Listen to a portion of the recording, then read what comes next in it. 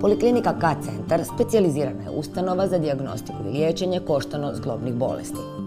Ona je i glavni regionalni centar za MBST terapijsku magnetsku rezonancu, novu metodu patentiranu u Njemačkoj kojom se potiče regeneracija hrskavice i obnavljanje kosti.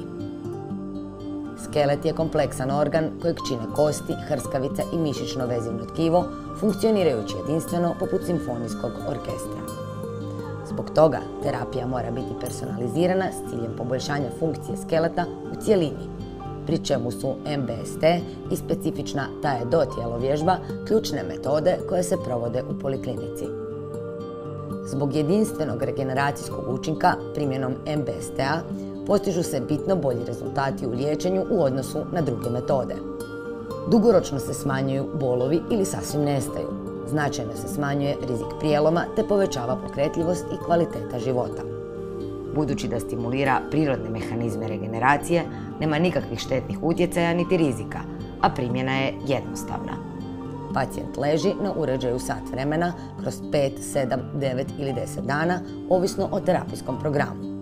Osim u liječenju osteoporoze i osteoartritisa, MBST je najbolja terapija kroničnih i akutnih ozljeda tetiva, mišića i ligamenata, poput sportskih ozljeda, a koristi se i nakon ortopedskih operacija te u kombinaciji s lijekovima u liječenju reumatskog artritisa. U slučaju hernije diska i akutne lumboishijalgije posebno je djelotvorna kombinacija sa dinamičkom ekstenzijom kralježnice, također novom metodom koju radimo u K-centru.